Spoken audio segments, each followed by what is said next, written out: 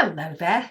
This is an astrological forecast for Aries for July of 2013. And this also applies if you have an Aries ascendant. So my dear Aries, don't forget that we still have Mercury retrograde until the 19th of this month. And it's retrograde in your 4th house of home. So what this means is it's important that you get some relaxing time, some quiet time. It's a very good time for completing a project, something that you've already begun.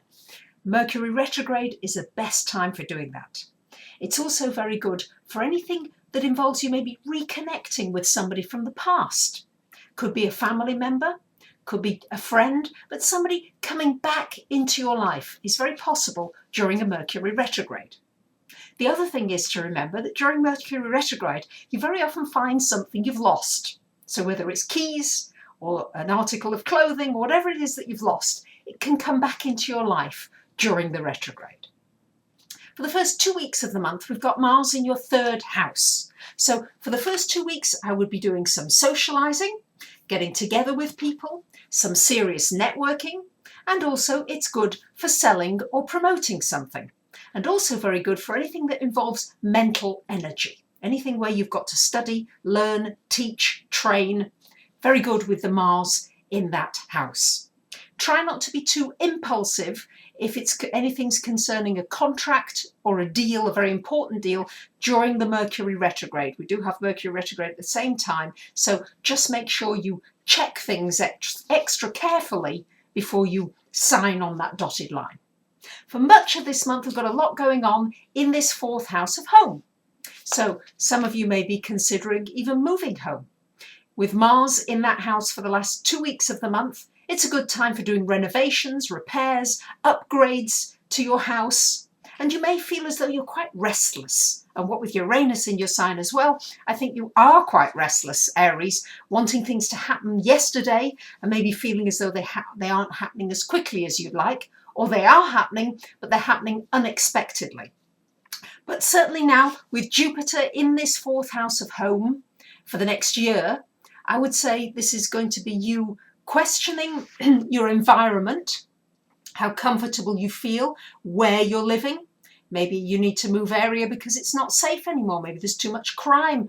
Maybe there are reasons to make a move. And important that you question where you're living. For those of you feeling restless, maybe there is really a move. The aspects do show a strong possibility. At least you starting to think about it towards the end of this month. We've got Venus and the Sun towards the end. Venus there for 3 weeks of the month in your 5th house. So lovely time for romance, lovely time for meeting somebody. Also a very good time for doing anything that's creative, something that's fun, that's enjoyable. And I would say that particularly for the first couple of weeks of this month, try to take your foot off the gas pedal a little bit. Try to make sure you're getting some relaxation time. And with Venus in the 5th, it's important to do something that brings you pleasure. It could be sporty, it could be creative, it could be just doing something cultural, like going to the theatre or the cinema, whatever it is, something that gives you an uplifting feeling. And for the last week of the month, we've got Venus moving to your 6th house of health and work. So this could bring a new opportunity coming in for the work area for you, and also somebody maybe quite helpful in the workplace, or somebody that you meet in the workplace who you're quite attracted to. It should also be quite positive for your health, although you need to watch out that you're not attracted to too many fattening things, which very often Venus in that 6th house can certainly give you that sweet tooth, the cravings for those foods that you know you really shouldn't have too much of. So there you have it, Aries. It's quite a mixed bag this month, from being very good at selling something, from taking some relaxation time, for enjoying being home, for maybe making a move, and for possibly a romance. So I wish you a great month. Thank you to those of you who subscribe to the free newsletter, who come for readings, who get in touch. I'm always delighted to hear from you. Take care. Bye for now.